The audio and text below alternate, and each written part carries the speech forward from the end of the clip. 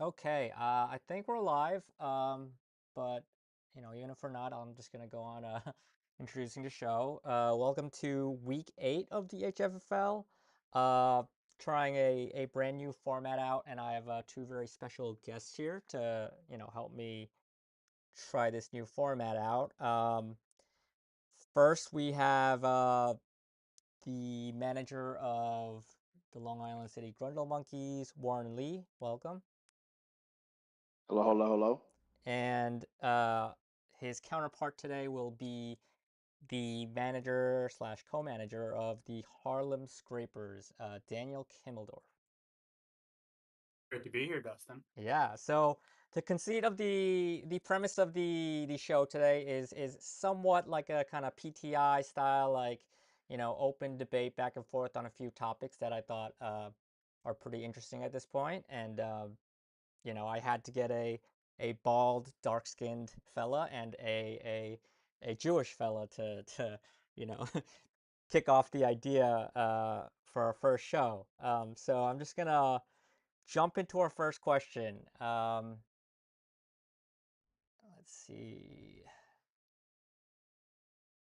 Sorry. Okay, yeah. So Virginia took down Orange County in what looked like could be a potential Hunter Bowl preview, and Virginia won 243 to 159. Should Virginia now be considered the favorite to win it all, or is it still Orange County with the stronger team, in your opinion? Warren, you want to go first? Sure.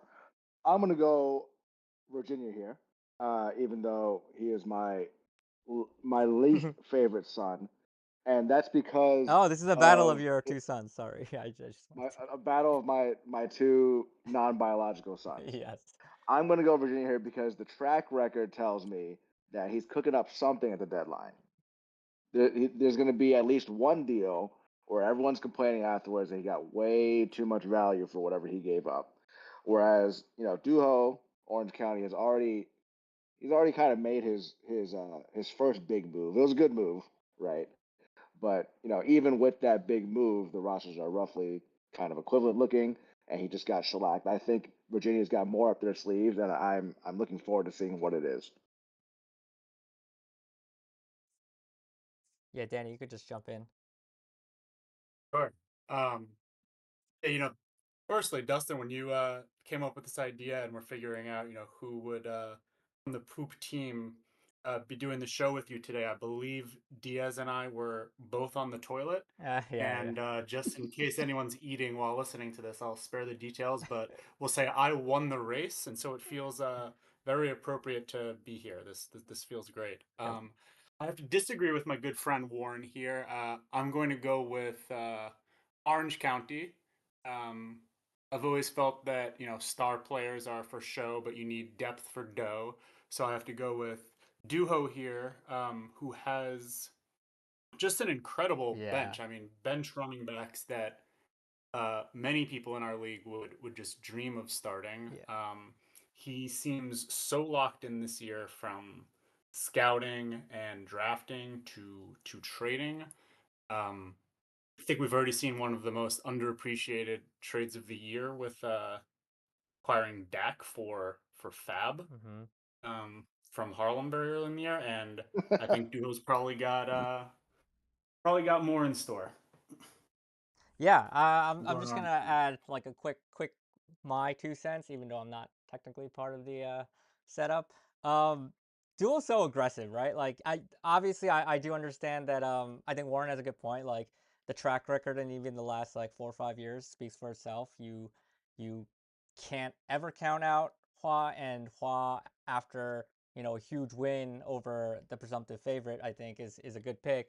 But Duo, when he has a chance, is gonna go for it. Like he's not gonna leave any bullets in the chamber. So I do think Danny has a pretty good point there too with how that aggressiveness it might not lead to like a long contention window maybe, but he's really gonna, I think, maximize each chance he gets. Uh, That's true. I want to rebut one point though. I sure, think sure.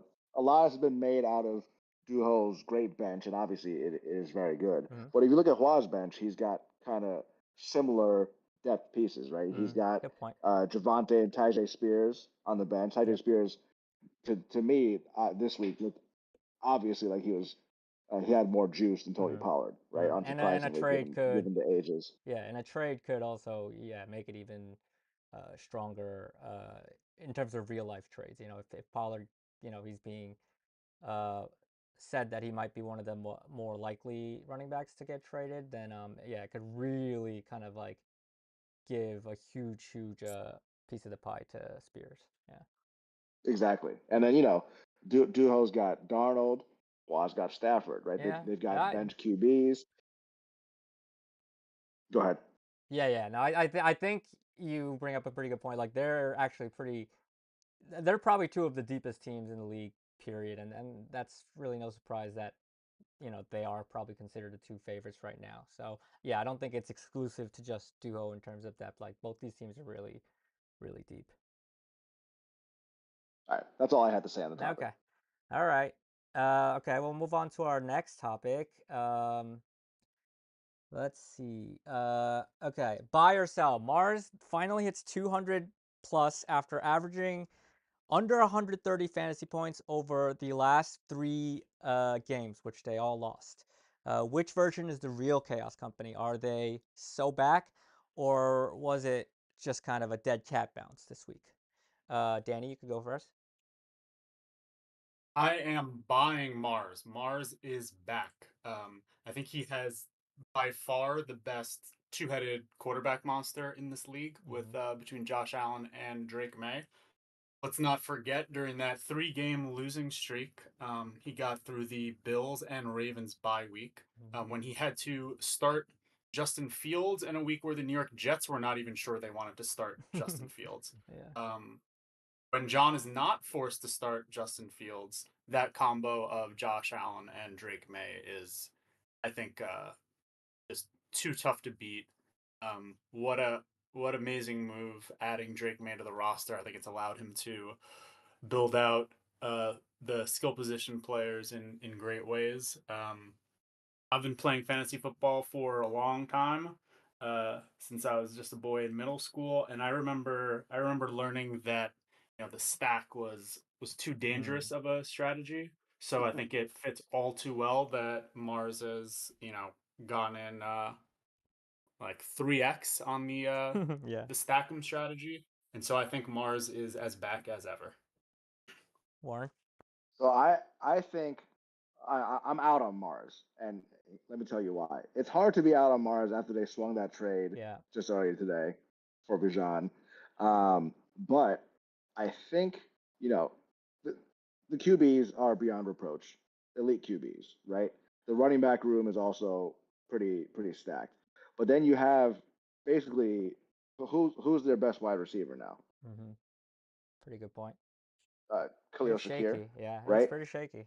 It's shaky, and they're tied directly to the quarterbacks. So if the quarterbacks have a bad week, the the wide receivers by extension have a bad week. You're basically just relying on the running backs at that Mm-hmm. point, right? Yep. Obviously, Drake May and Josh Allen have been great, but they're not immune to bad weeks. And I also was looking at this in week 15, which we know in our league is the pivotal 1 week round of the Mm-hmm. Mm-hmm. playoffs, which has which has broken my team, 3 out of the last 5 seasons, Yep. whatever. Um, that is a week where Josh Allen is at Drake May. Mm-hmm. The Bills are playing at the Patriots, and all of the accompanying receivers that go along with them. Yep. And you would think these two teams with good offenses, pretty shaky defenses, likely going to be a high scoring game, but it's being played, second week of December Mm-hmm. Mm-hmm. in New England, and what is expected by many people to be, the coldest winter that we've had in a while. Um, I mean, I don't know that for sure, but I've heard that Yep. from multiple cab drivers anyway. So if that goes wrong, right, that's the most important week of the year, Yep. and you got half your roster putting up Yeah. maybe not terrible, but at least not top top of the league worthy numbers. You're kind of relying then on just on the running backs, right? And then you know over a 2 week span, I think it probably evens out, Yep. but I still think it's much too reliant on two specific teams being good for you, you know, 2 out of the 3 weeks that matter most, at least. Yep. Yeah, I just want to add a little uh, stats to that. Last year, the Bills played New England December 22nd, and Josh Allen only put up 15.3 points, and I believe it was a pretty cold and not one of the indoor games or warm weather games that really kind of are more conducive to high scoring. Similar situation, December 22nd.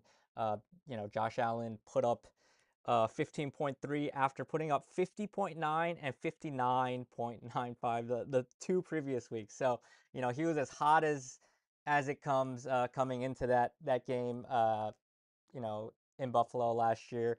And, like you said, weather could definitely play a factor, and maybe it's not a good thing that so much of your QB plus wide receiver group is linked to that one game where the weather could kind of sink it all in a 1 week matchup. So I think that's a pretty strong point to forecast that it could be a problem for Mars. Anything else? I should have been asking my cab drivers for fantasy That's a football good point. projections. I guess that's why we're in last Inform- place.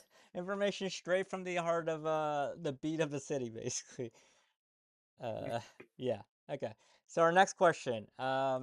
Yes, Great Kills and Yonkers just had a chance to make a bold claim for the division in a divisional head-to-head matchup, but both of them disappointed with two of the three lowest scores of Week 8. Obviously, neither one will be the favorite to take the Nana division, with Orange County, widely considered to be the strongest team and probably take the division. But which team of Great Kills and Yonkers is the bigger threat to sneak out the Nana division by the end of the season? And before you guys start, I'm just gonna really quick.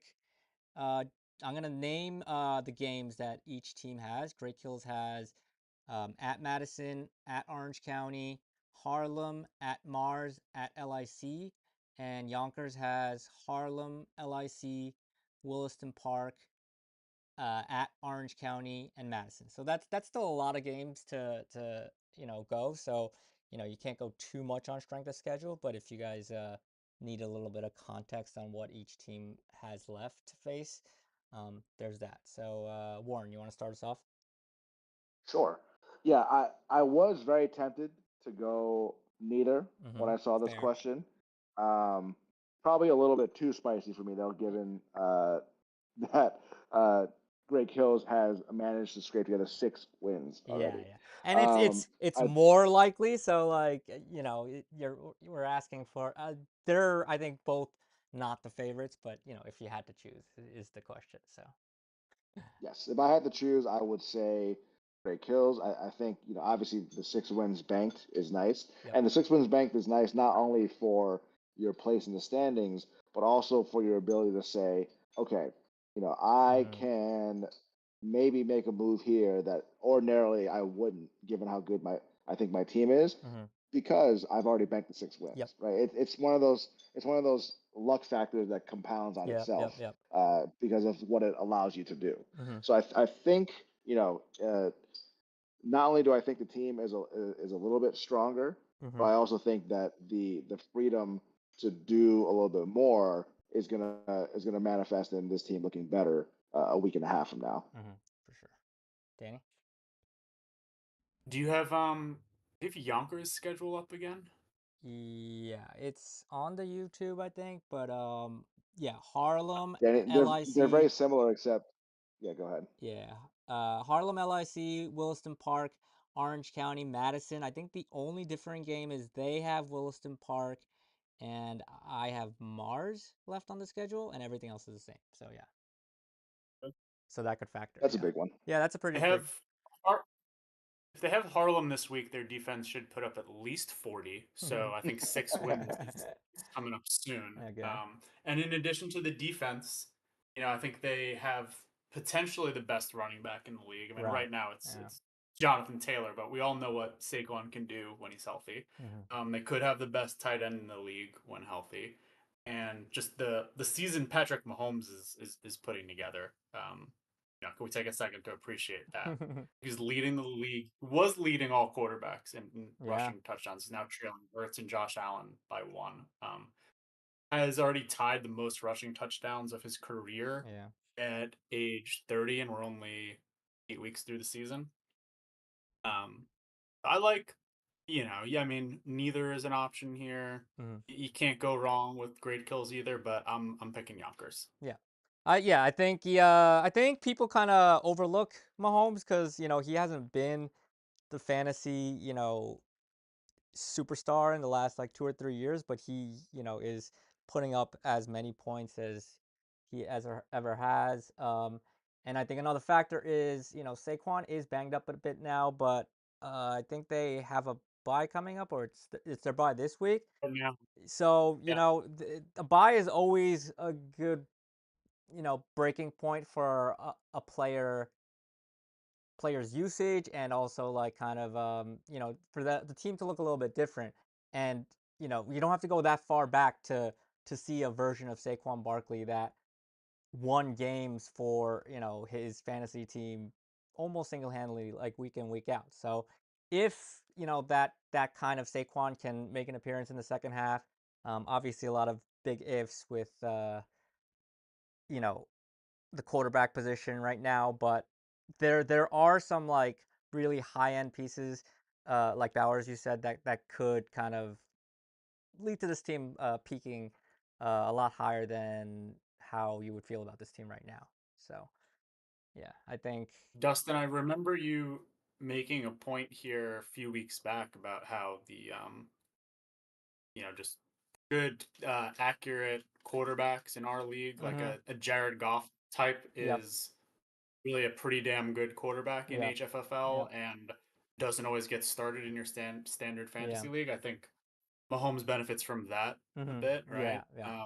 Good completion percentage, throws He's for a lot of he's yards. combining both the really efficient dink and dunking with the rushing upside, so it's kind of best of both worlds. Usually you get that rushing quarterback that gets dinged in their system a little bit because their completion percentage is a little bit lower, or you have a completion percentage quarterback that doesn't usually run as much, but right now you're getting kind of a lot of the rushing touchdowns plus um, the accuracy. So you have a really consistent week in, week out guy. He scored 35, 36, 39, 35, 32, like really consistent, and he's putting up, top two or three numbers at the position. So I think people see Mahomes' name, but don't kind of realize that, like, how good of a fantasy season he's having this year, just because the Chiefs have been like that win ugly team for so long. But I think now that they're not going for a three-peat,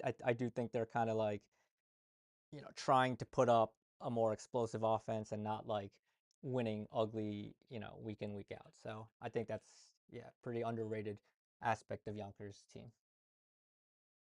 Yeah, Yonkers definitely has more of the top High end end, yeah, elite yeah, talents. I agree, yeah. Um, but can they make up for the fact that they're trotting out either Gino or the Carolina quarterback at QB2? It Good remains point. to be seen. Good point. I do think that's like something that needs to be addressed in by the trade deadline, even if they don't spend like, if even if they don't trade away like a top tier like keeper, like I think some kind of upgrade has to be made, and that could make the difference. As it needs to be passable enough. And you're right that I don't think it's passable enough at QB2 right now, but um they can get there without, I don't think, trading Egbuka or Bowers. Like there could definitely be a smaller deal that gets them a little bit more stability at QB2.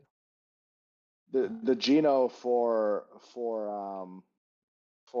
Jared Goff prove it trade in the offseason Yeah. is coming back to bite them big time. Yeah, yeah. Gino really fell off a cliff, even more than I thought could be the risk. But yeah, he's having a horrendous year. That whole team is kind of surprised me in how bad they were. I did think Pete Carroll was going to keep it a little bit more uh, Right. stable, Maybe but Bowers comes back and he kind of yeah, is yeah. the I mean, to be fair, I do think Bowers is probably one of the players that is like the most central part of their passing game. So, it hasn't been helped by that. But yeah, we'll have to see.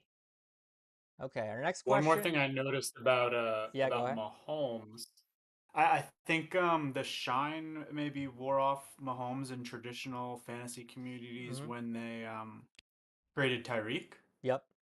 Because there's always been questions about like, well, who's his best weapon? Okay, Kelsey maybe carried that for a couple of years, but now Kelsey's Mm-hmm. older. But you look at their receiving group.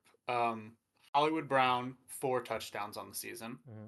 Kelsey's got his 3. Rashee Rice has 3. Tyquan Thornton has 3. Um, I mean, the team is putting up passing touchdowns, receiving Yeah. touchdowns. I think that's thanks to Mahomes. He's able to spread the ball around and turn these non-star receivers into very productive players. I think if you replaced Hollywood Brown with someone that people all consider a perennial Pro Bowl receiver, Yep. Mahomes would be getting drafted higher again. Yep. But I mean, I think the facts and the stats just speak for themselves. Agree. Yeah, and like you said, just better in our format too. So like, yeah, I think like in terms of MVP cases for fantasy at least, like he's definitely up there. Even though obviously Jonathan Taylor and some of the quarterbacks that are like flashier or have been more consistently there the last like 2 or 3 years are there, but Mahomes is putting out as good of a year as he's ever had. On to the next question. This one is highly relevant to one of you. After another disappointing season, is there a lesson for Harlem to take away from this season? Or, is it just GG, go next? It happens. Uh, Danny, you want to go first on your own team? What's that? You want to go to commercial break instead? Sure. Yeah. Um, well, I think it starts with the rookie draft and just making sure we draft the best talent out of med school. We need some doctors for this roster as soon as possible. Yeah. It's out of control. Um, let's see, lessons from the season. Well, I think we've already learned don't trade with Hua. Okay, yeah. Took you like a couple of years, but yeah. Yeah, better late than never. And part of our strategy in past years had been to zag when everyone else was, I think, zigging and acquiring and making second round picks. Mm-hmm. I think we were happy to trade those Yep, picks very true. for for ready to play players, I guess, or spots where we felt you could draft someone in the auction draft for $2 or $3 that would be more productive. Mm-hmm. We've I think we learned our lesson there. We've changed our tune. Mm-hmm. And if nothing else on the season, we have to be happy with the guys we drafted in like Oh, the for sure. second and Really, third yeah. round from Cam to Bill. Yep. So I think those are the main lessons we've learned. We can't chalk it all up to injury. Mm-hmm. Injuries have been really tough for our team, but if you look back and replace the a Puka game where he had to leave with an Mm-hmm. injury with Yeah. another starting wide receiver, that doesn't close the gap in a matchup that we lost by 20. Yeah. Um, so I do think we need to go back to the drawing board, spend more time on scouting. I think we like our approach to transactions and preparation and modeling, but I think the teams that go all out on scouting players are the Mm-hmm. ones that we see at the top of the divisions today. Warren.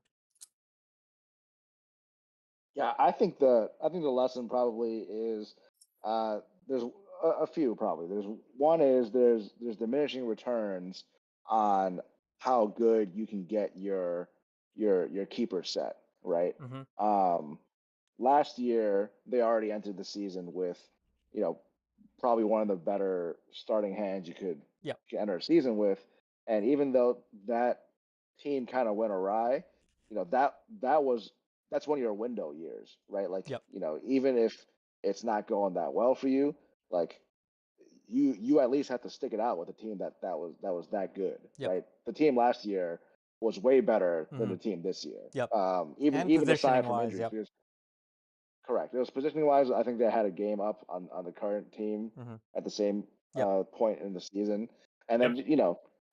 it also suffered injuries, but like it was just a better team, right? Yep. Um, and then choosing to not stick it out with what many people thought was still the best team at the time, Yep. and instead, further stacking the cupboard for this year, Hmm. you realize, oh, like last year, in retrospect, last year was the opportunity, Hmm. right? Last year was the window, and this year, now you're in a place where you literally can't stack the cupboard anymore, Hmm. right? Like it would be hard to, and yet you're still stuck in Mhm. the same position. So every one of these opportunities has to be seized and not taken for granted. Yep. Yep. You want to rebut? No, I don't. Yeah. That I is think definitely one true. bit of context is not only were they a better team, which, I don't even know if that's like strictly true, but last year was so wide open. There was like no favorite team. I Right. mean, there was like some teams that looked a little bit better, but the gap between, even 1 and like 5 was a lot closer than this year, I think, just because we've had 2.5 or three really, really strong teams emerge and press their advantages really well, right? So this year, even if you were in that same position, it really might be too hard to kind of make up the gap to a team that hasn't lost so many games and is a really strong team on paper. Like you're probably going up against too much, but last year, uh, it was just so wide open that I don't think maybe you. Well, it was more than just wide open. I think at this point last year, Harlem had the most points scored. Yeah, Right. yeah, Like, yeah, easily. uh, And it was a different level of good team. right, yeah, and I'm just saying, like, the teams were so much more catchable for playoffs because, like, no one felt really that guaranteed of a playoff spot last year, except for I think maybe your team, Warren, just record wise and how strong everyone's team was. So it really did kind of feel like, you know, the remaining 7 or 8 teams for like 3 spots, right? And Right. Hua, I think only had there were 3 and 5 at this same exact point. So they basically were not really in a position to think that, they should go all in or, not saying that they did necessarily go super all in. I do think um, they got a pretty good deal on what they gave up. So, maybe it wasn't that hard for them to make that decision. But, Right. But they certainly didn't sell. exactly. Right. Yeah. That's really the point. Like you see how Hua did that. That could have easily been Harlem. Even if they didn't buy, they could have just not sold at that point, and still probably had the best keeper set, even if they didn't buy or sell at that point. And we don't know for sure exactly how the games would have played out, but they could have made the playoffs and been in Hua's spot, and maybe even won it all. So I do think that is like the biggest lesson to take away. Like you said, I do think. Are you saying acquiring Marvin Harrison Jr. didn't improve our keeper set?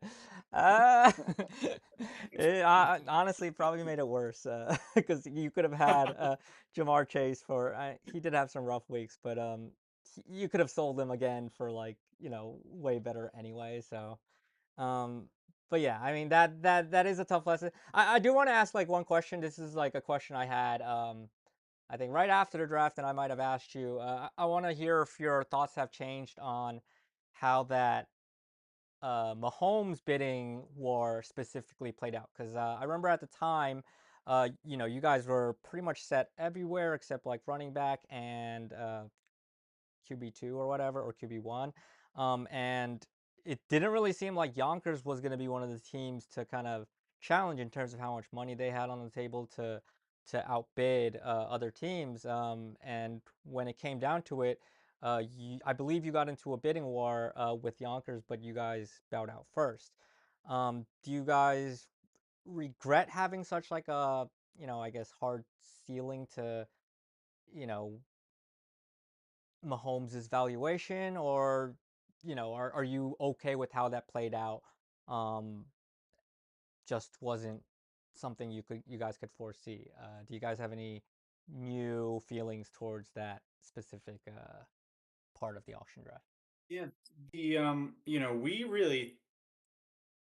we obviously didn't know who was going to get nominated Mm-hmm. when, but we felt like we For sure. had the first, 4 or 7 picks scripted out pretty well, as you and Mm-hmm. I discussed. Obviously, we didn't know the nomination order, but we had a feeling who the first 4 quarterbacks would be, Yep. and felt pretty sure we would get. I think we thought Patrick Mahomes was the worst quarterback Mm-hmm. we were going to get from that group, and got outbid on every one of them.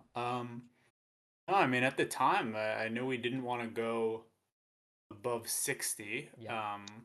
is where he got drafted, and we ended up in a spot where we're like, we have to use this money somewhere. And while we were felt pretty stacked at wide receiver, we didn't have 5 stud wide receivers Sure. yet, so we felt we could spend the money on CD. Yep. And I do think CD is great. And I would say neither CD nor CMC have backfired. No. I don't think those were our issues. And quarterback, if Jaden Daniels has been Yeah. healthy, Yeah. quarterback wouldn't have been our issue either. I would say Mm-hmm. it was more so like tight end has been tough to fill. Mm-hmm. The RB2 spot's been tough. Yep. The only like the good healthy weeks that Omarion Hampton had, Mm-hmm. think we only started him one of those Yeah. weeks, just so he had, Yeah. 2 bad weeks and then crushed it on our bench. Yep. Um, yeah, it's been tough in some Yeah. other spots. Yeah. I think that's actually a pretty good point. Like, you know, I think initially I was like, oh wow, like Mahomes was the problem, but like if you think about it, it's more so that Jaden Daniels has kind of been hurt and slash kind of like not as impressive as last year. Uh, and you wouldn't have like not started him for those tough weeks. So like really, you kind of made up for the Mahomes thing with Daniel Jones eventually. Obviously, Mahomes is turning out even better than obviously if you have hindsight now Yeah. you would bid 60 for Mahomes, but Mhm. yeah, I think the real kind of downfall has been a bit of a sophomore slump for Daniels and him being hurt, and you guys kind of starting the raw like your the rest of your running back room other than CMC has kind of fired all at the wrong times, like in terms of you knowing when to like be able to start him and when they're actually consistent and when they got hurt. Like you've had good running backs on your roster for uh lots of the season, but it's just kind of been so up and down that you haven't been able to like predict Agreed. it or take advantage of it because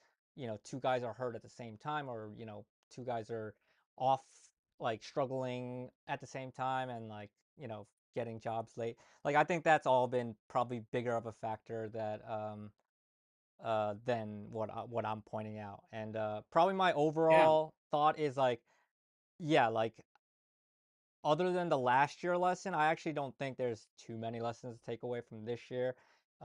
Mostly, I would say, well, better managed than I think in the previous years. Just way worse luck this time too. Yeah, go ahead. No, I agree, and I don't know if this is a hot take or not, but I'm looking at what mistakes or lessons we could learn from the auction draft. I actually think the issues were kind of this keeper class that everyone was Mm. fawning over, Yeah, yeah, including I agree. Diaz and myself, just drooling over. Jaden Daniels I supposed agree. to be, one of the best Yeah, keepers. yeah, Puka's missed time and Nico's missed time. hmm Brian Thomas, yep. what can I say? One of your And then favorite Marvin players. I'm Harrison sure you'll Jr., get who his. just turned into yeah. Yeah. Yeah. So I think this is kind of a bait question as like, I think the worst thing you could do is kind of overreact to what you did this year because I don't really think the problems were auction or, in season. Your keepers just turned out to be not as good as you hoped or people thought, right? And that's kind of Mhm. not I mean, the one thing is like maybe your talent evaluation can cut through some of like, seeing BTJ falling off or stuff like that, right? But like if I think the bigger mistake would be to kind of overreact to what you did in the season, because I think in the season it's actually been fine. It's just your starting hand was way worse than a lot of people thought it was. So I think it's smart that you're not kind of overreacting to um, a pretty terrible, miserable season for Harlem. You Uh, just need to wash the curse of Deshaun off of this I team. honestly, Um, I do think that has something to do with it. You are paying a little bit for that. of course. Okay. And our last question. Virginia was 3-5 last year at the same exact point before going on a run in the second half of the season and coming up just short in the Hunter Bowl. Which 3-5 team has the best chance to make a similar run? And the 3-5 teams right now are New England, LIC, and Madison, I believe, right? Yeah. So, Yes. yeah, Warren, you want to go first? So 3 hours ago, I would have chosen New England because they had Yeah. Lamar on the mend. Yep. But now, I guess it's probably a good opportunity to discuss the Bijan trade. Yep. Um, Obviously, Mars is much stronger for having made that trade. Yep. Um, New England, I don't. I think it kind of it makes it more of a muddle in terms Mm-hmm. of which 3-5 team is the best. Mm-hmm. I thought they were pretty handily the best team Yep. before they made that trade. But now I think it's probably Madison. Madison has, they came into the season with some pretty uh, lofty expectations as well. Yep. Perhaps not as much as Harlem, but they've also been, the victim of some pretty bad luck, some injuries here or there, Mm-hmm. and but they still have a good team. They don't have Jonathan Taylor. They have Junty instead. But uh, maybe Brock Bowers comes back and that entire environment gets more healthy, Yep. right? So they still have the same pieces we came into the season thinking were pretty good. They've caught lightning in a bottle with Flacco having Jamar and T to throw to. Yep. I think they can make a run. Yep. They did last year too. They did. They did back their way in after selling. So, it really does come down to like, which pieces can pop off in the second half. Danny, do you have a team to watch? Yeah, well, I agree with Warren that, earlier today I probably would have said New England, Yep. but I will disagree with him and keep New England Mm-hmm. as my answer. I think that not to get cliche here, but if I'm playing Tony Kornheiser, then sure, yeah, to get cliche here, the best acquisition, this coming week is going to be Lamar Jackson. Yeah, Um, hasn't had a healthy Lamar in weeks, and we've seen there's no limit to what Lamar can do on a fantasy football field. for sure. I'll pick New England. Yeah, I think the wrinkle is like Lamar possibly playing for playoffs every week. There really might be no room for error for the real life Ravens. So I could see him coming out really strong off his injury rest. And obviously Bijan is one of the top three running backs in the league right now, I think. And trading him is never going to improve a team, but there's like a path, like a really weird path where, if I think they got back more pieces that are like somewhat startable, like Odunze, Marvin Harrison in theory is startable, and David Montgomery. Like they're just good enough where I could see having three pretty good players, um, make up for the loss of one really good player. Obviously they lost Debo too, but combined with if Lamar goes off on a crazy run, I do think this team could kind of be like Madison last year, where it's not the same record that they're starting from, but they could definitely sell and then end up kind of falling into the playoffs if a team or two ahead of them um, falter and go on a cold streak. So That's true. And Lamar and Brock might be the best QB duo in the league. Yeah, Brock Purdy too. Yeah, it's kind of underrated how good Purdy could be when he is fully healthy for them too. So okay, and then we're just gonna do a like quick lightning round where you fill in the blank. I'll say a statement and you fill in the blank with what you think is fits best. Okay. So first question, I'll give this to Danny, and then Warren, you can answer after he's finished answering. First half of the 2025 HFFL season has been blank. Danny, go. Chaotic. Awesome trade today. Yeah. Yeah, I'll go with satisfying. I think everyone likes to see Mm. Duho, great sport, suffer after suffering through so many of the worst years. Kind of rededicate himself to the game. Uh, probably is one of the most um, up to date on college players out of anyone. So you see the effort and the commitment pay off. It's satisfying to see that. Yeah, feel good story. For sure. It is. I think it is good to see like teams that have sucked for a few years and then put it together for this. Like it kind of shows that like everyone's kind of got this in them, and it kind of makes the HFL really interesting year to year. So yeah, I definitely agree with you. Second question: Blank has been the player that surprised you the most this season, Warren. I think Danny and I discussed this already, but I was thinking of another answer, but it's really got to be Dan Jones. He Mm, is the breakout late round or cheap yeah, fantasy star of the year. yeah, It's hard to think of anyone who's come close to his impact per dollar. it's true. Danny. Yep. I had a toss up between two of our former New York Suns, Sam Darnold, who surprised us once last year, didn't think he could do it again, Yeah. but is still playing awesome. And but I think it's got to be Daniel Jones. What Warren said, 1,000% true. I'll just add.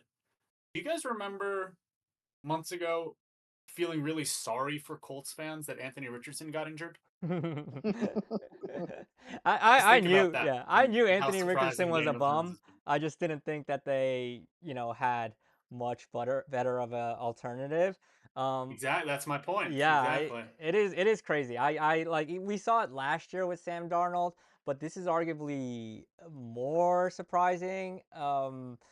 And Sam Darnold kind of continuing the line by like showing that a lot of it is just actual internal improvement and stuff. It's not just a factor of KOC. So I think yeah, like over the last 2 years, it's definitely wow. Like these QBs that look so bad somewhere else can look so good somewhere else, and I think that's definitely gonna factor into how team or how fantasy players consider year to year like offenses with QBs changing and stuff. I think it just showed like people don't really know that much about you know what goes into being successful at the quarterback position.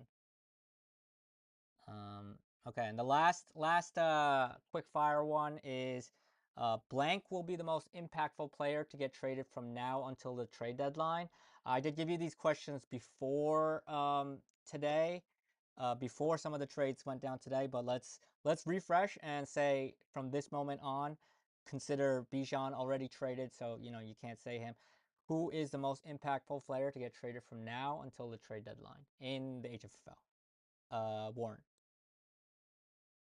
I'm gonna go with my own player, so this may sound like a little bit like Go ahead. Put him in the advertisement. shop window. Put him in the shop window. I think it's gonna be Josh Jacobs. Mm, He's in a great stable offense.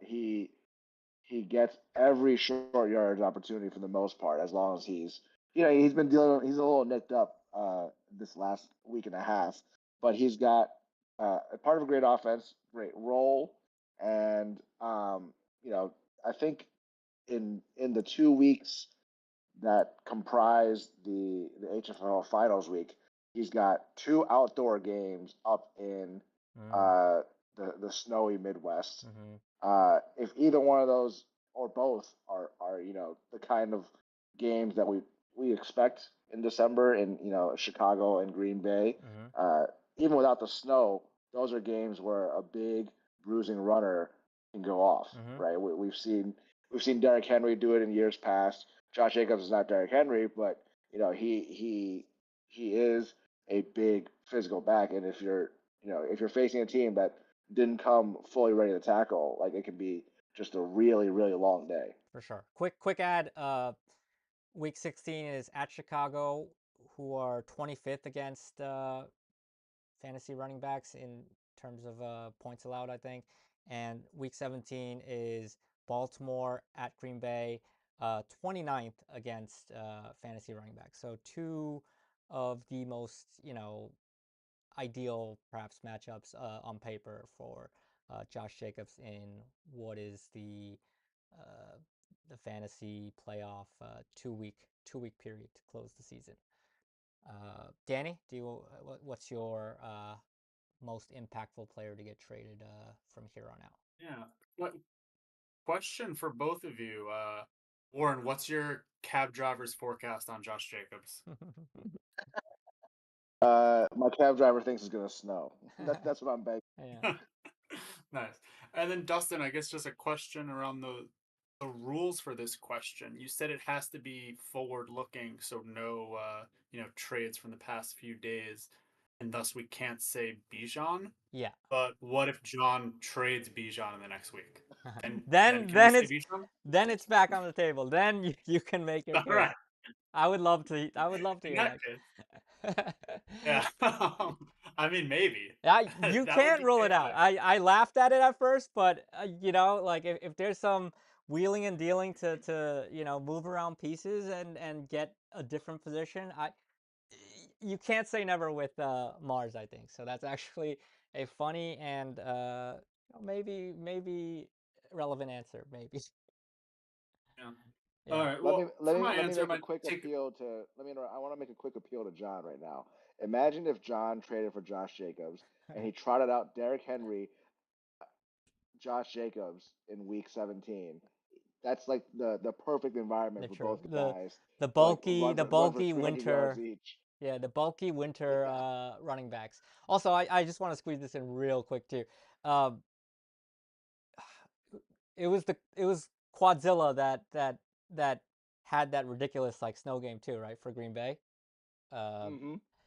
AJ what's Dillon. his name? Yeah, AJ Dillon. he's so off the radar now that like I legit forgot his name for a second. Yeah, AJ Dillon. If AJ Dillon can, you know, put up like 60 fantasy points in the snow, Josh Jacobs is twice the running back that AJ Dillon is. So I do think there's a little bit of something to it. I think the snow games aren't always like huge running back games, but it can become like huge, like everyone's slipping around, and we're just gonna take this big bruiser and like have guys like slipping off because they can't like get a footing in the snow and stuff. Like I do think there's a little bit of something to that. So yeah, Danny, you can go back to if you do Josh have. Josh Jacobs and Derrick Henry really the poster children last year of the like new team who dis Hmm. running back campaign. Yeah, true. Yeah. Yeah, I guess for my answer I'll keep it quick. I'll take a page from Warren's book here. How many fantasy football leagues do you think have a team in last place rostering Christian McCaffrey? True. Probably not many. We still he's such a fun player to roster. I Yeah, could either see him being extremely impactful for a playoff team trading for him, or just on our team trying to compete in the consolation bracket. true. So I'll say CMC. Yeah, I think also probably two of the best options that come to mind in terms of guys that I think can still move. And can have that kind of impact. I think CMC is probably like the week to week, like more steady, just because his involvement is like insane. You never feel like he's like getting frozen out of a game ever. Um, Although I didn't watch this most recent game, so I don't really know how that game went. But yeah, that you have that, It's and pretty then game script proof. yeah, I think by far like maybe the most script proof, and then Warren's point with like that late season schedule peaking at the right time and him being the right type of running back and right offense for it. I think those are both really good answers. So yeah, I think that's good. That is all we have for the show. I think that was pretty entertaining to hear a little bit of structured back and forth on um, some of the mid-season topics that I think are big now that we're about to get into a point where teams have either sold or bought, and it'll be a little bit different for uh, teams' goals, I think, for the rest of the season. So it was good to have you guys on. Um, you guys got anything to say before we sign off? Warren? No? No, happy to be here. I'm looking forward to the big post deadline trade czar show. Yep, yep. It should be. We'll finally get to actually, I think, uh, have opinions other than like, yeah, I guess the defense is worth two fab. So, Danny, you have anything to leave the viewers with? This was a great theme. Really enjoyed it. Try to do better next time. I Yep. noticed that's something Tony Kornheiser says Yeah, like every he episode. does. He does. I You did you did watch your a research. Yeah, I watched a YouTube video or two this morning, and what was interesting to me was when I typed it in the search bar, the first 99 results were like "pardon my take," and then number 100 is actually, "pardon the interruption." Yeah, Just yeah, an interesting thing to me how much that podcast has yeah, taken yeah. over pop culture so that it's taken over the show after which it was named. Yeah, for sure. That is pretty interesting. All right, thanks. I really appreciate both of you coming on, and Of course, yeah, you too. good luck to everybody. And we're out. Peace.